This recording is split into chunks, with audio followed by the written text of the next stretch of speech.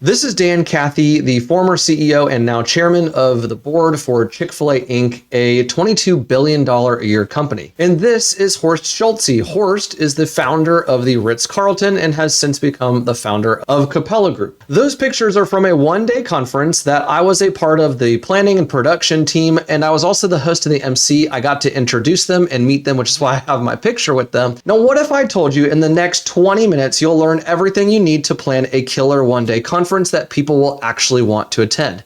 I'm talking about sold out tickets, engaged attendees, and sponsors that are begging to work with you. So be sure to stick around because I'm about to break down the exact system that I use to plan events. And trust me, you do not want to miss number 4. Now, before we dive into the tactical stuff, we need to get crystal clear on something most people completely skip. And it's the reason why 90% of conferences fail.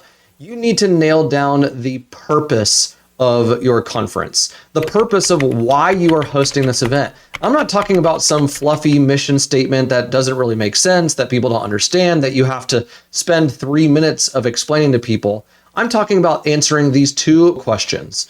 Number 1 is, why are you, yes, you, hosting this event?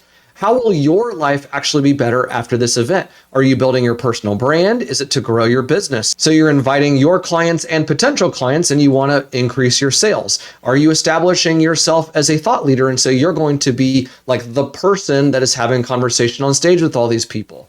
And be honest here. The one-day conference that I was a part of, it was hosted by a company that they want to create an environment that their clients want to be a part of so that they can help them on their business journey. The second big thing you need to be crystal clear on is, why would people give up their entire Saturday or their entire Thursday or their entire Friday, whatever day it is, to attend your conference? So how is it that their life will be better? Are you going to teach them how to grow their business? Are you going to teach them how to make their hair better? Because here is the truth. People do not buy tickets to conferences. They buy tickets to make their life better. They buy outcomes. They buy transformation. They buy the promise of a better version of themselves walking out of the door at the very end of your event. So here is your homework for this stage, because this is the very first thing you need to do when planning a one-day conference. Is you need to have these 2 overlapping circles. Number 1 is, how is your life going to be better? What is the outcome that you are trying to achieve? And the second one is, how is your audience's life going to be better? What are they trying to achieve? And so you need to answer this question and you need to fill in these blanks. People will attend my conference because they want to go from blank to blank. They want to go from novice hairdresser to professional hairdresser. They want to go from novice sales professional to expert sales professional, whatever that means for you and for your desires. Now, this first section, that was the purpose of your event. And that is the first part of the Event Builder Framework. Now, every step along the way of the Event Builder Framework, you're going to see that there are 6 words that are sprinkled throughout that you have to cover, and they each start with a letter P. So the first one we covered is already purpose. There are also plan, people, place, provisions, and promotions. First is the plan. Now, in the beginning stages of the Event Builder Framework, you are creating an outline of your plan. If you've ever seen the blueprint of a building, it doesn't have the colors selected. It doesn't have every single detail, but it has the big picture details. So that's what you're doing at the beginning. And every single event plan, especially for a one-day conference, needs 4 key components. The number 1 part of your plan that you need is your budget. I don't care how passionate you are about your conference. If the numbers don't work, your conference will not work. So you need to list out every single expense category and every single revenue category to make sure that you have thought of everything. Now, these are things like the venue, the speakers, the food, the marketing, the insurance that you'll need, the audio and visual production. And then once you list out those categories, make a ballpark estimate, whether you've done that before or if you're going to ask maybe ChatGPT for a budget, and then add 20% to it. A quick pro tip when building out your budget is to think about who can sponsor your event, but that doesn't always mean that the sponsors have to be providing money. Maybe they can provide food, or maybe they can provide swag, or maybe they can provide a speaker, a presenter to your event, or maybe they can provide the actual venue you're going to be at. So when you think about partnerships, think about things that are not just cash. The second thing that you'll need in your plan is the timeline plan. So this is going to be both the timeline of what are you doing leading up to your event, but it's also focusing upon the actual event day itself. Now, historically, a one-day conference or even a 2- and 3-day conference has usually been about the speakers and the presenters. People go and learn things. In 2025 and beyond, there is a shift that is starting to take place where conferences are becoming more of a mix between speakers, yes, 100%, giving valuable content, and also where people are coming together to network with one another so that they can meet other like-minded individuals, other people from the community that's centered around that purpose of why you're bringing people together. And it's also so that people can do things that they don't normally get to do at home. They are there for the experience. Now, I use the event planning AI assistant that is built within Event Builder Pro to create 3 different one-day agendas, 3 different one-day timelines that you can get for free if you just go to the link in the description below. You have one timeline that's centered around content and speakers, one timeline that's centered around networking and connection, and another timeline that is centered around your attendees doing something very cool and having these unique experiences. The third part of the plan that you're putting together at the beginning, remember the outline,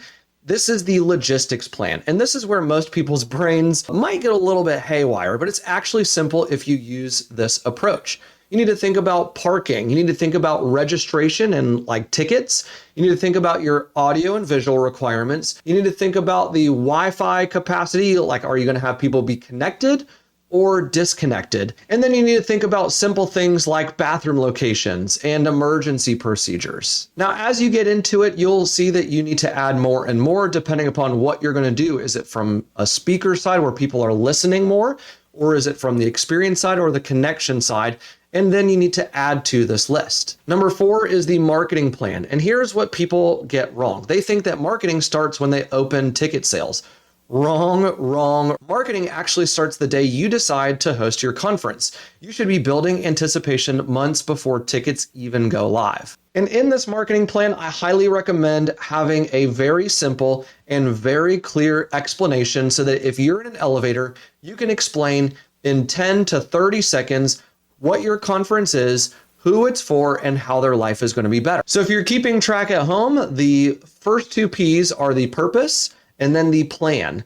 Now we have come to the next phase of planning your one-day conference, and that is thinking about the people. And here's where it gets interesting. You can have the perfect plan, but if you don't have the right people, your conference will fall apart. And I'm not just talking about your attendees. You do need to have the right attendees, the right audience, but you also need to have the right volunteers, the right vendors, and the right staff.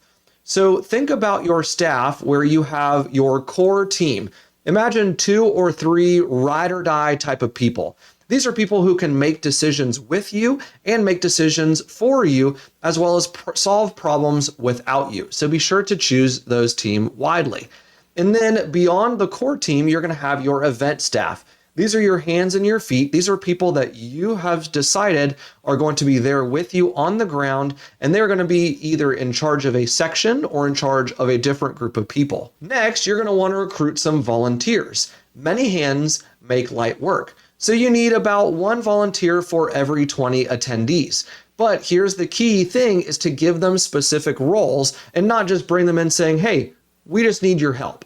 We say, no, I need your help. At registration, you're going to be checking people in and walking them from this area to this area so that they have a white glove service. Last but certainly not least are the vendors. The vendors are going to be your catering companies, your audio and visual companies, your security team, your cleaning crew.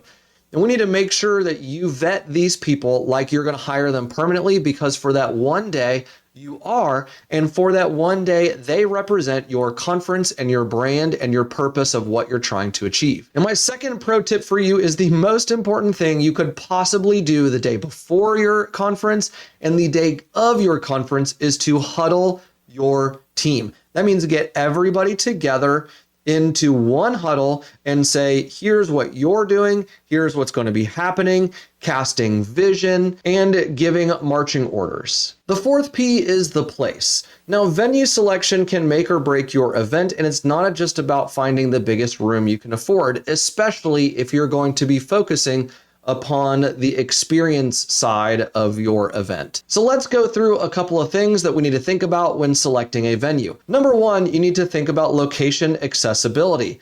This is considering how easy is it for your attendees to get to where you want them to go. That means, is there public transportation there? Is it easy to drive to? Is there going to be a ton of traffic when you want them there and when they're going to be leaving? Number two is your room capacity. That means how many people can the room actually hold? So if you want to have 200 people, you might need to think about having a room that's set for 250 people because of your vendors, your staff, and the like. Number three are the audio and visual capabilities. Do you need to bring outside AV, or do they have some built in that you can leverage? And if you need to bring in outside, what does that look like? Is there an extra fee for that? Is it a blank slate? Do they have limitations on the audio and visual? Next, you need to think about catering facilities. So if you're going to be feeding everyone, is there a spot where you can actually bring in the food? Next is going to be the aesthetic of it. Is it going to be like a rustic building? Like I just did an event at a place in downtown Jacksonville, Florida called the Glass Factory, a super cool industrial event, or is it going to be more of a conference style ballroom? The fifth P that you need to think about are the provisions. What are the actual items that you're going to buy and have on hand for snacks, for swag? So these are the items, maybe it's like cornhole boards that you need to bring in for when you have a networking break. But it's not necessarily only things that you need to buy, it's also things that you might need to rent. So are there tables and chairs that you have to bring in, or will the venue have that for you? Things in the buy category might be name badges, lanyards, signage, and emergency supplies. Things that you would sell would be tickets or books, merchandise, food upgrades, and VIP experiences. And then be sure to think about this fourth category, which is a bonus that not everyone thinks about, which is the comfort items. So this is really the secret sauce of a great event. So think phone charging stations, good coffee, comfortable seating areas, breath mints, toothbrushes, floss, and maybe some headache medicine to put in the bathrooms. Because people remember how you made them feel and not just what they learned. Now for the sixth and final P, it's finally to think about the promotions. How are you actually going to get people there? You can plan the most amazing event in the world, but if nobody shows up, it does not matter. Marketing a conference is not like marketing a product. It's marketing an experience that does not exist yet. Now, here's a basic framework that you can use to market your event, as you can think about it in waves. Wave number one would be the announcement. You need to build anticipation, share your why, introduce key speakers or key experiences, show behind the scenes type content, and get people to say, I need to be there. Wave number two would be a push for your event. This is going to be things like social proof, saying, here's the number of companies or the number of sponsors, and here's the number of tickets that we've sold. Then you need to have early bird deadlines, agenda reveals, and you want to convert the interest that people have into actual ticket sales. And then finally, the third wave of marketing your event would be things like last chance messaging, speaker spotlights, attendee testimonials if you have any from previous events. And the goal of this one is to fill the remaining seats and to build that final momentum up to your big day. A pro tip for this one would be word of mouth. If you can get 10 people genuinely excited about your event and equip them to share the message, they could sell 100 more tickets for you that you would not be able to sell on your own. Now, I know that this can feel overwhelming. There are a lot of details that go into planning an event. That is why Event Builder exists, for you to go in and to log every single detail along the way. And it's not rocket science, but it is a science. So if you follow the system that I just gave you, use the tips, and use a tool like Event Builder, then you will have a crystal clear purpose. You can build your plan in the right order, assemble the right people, choose your venue strategically, Think about every provision that your attendees need, and you can market like you're selling the experience of a lifetime. Now, if you learned something in this video, be sure to hit the like button, subscribe for more event planning content, and go to the link in the description below where you can create a free account in eventbuilderpro.com, and you can use the system to create up to 3 events completely free. And if you want to go deeper into planning more events, then be sure to check out this video that YouTube thinks is right for you. Is it?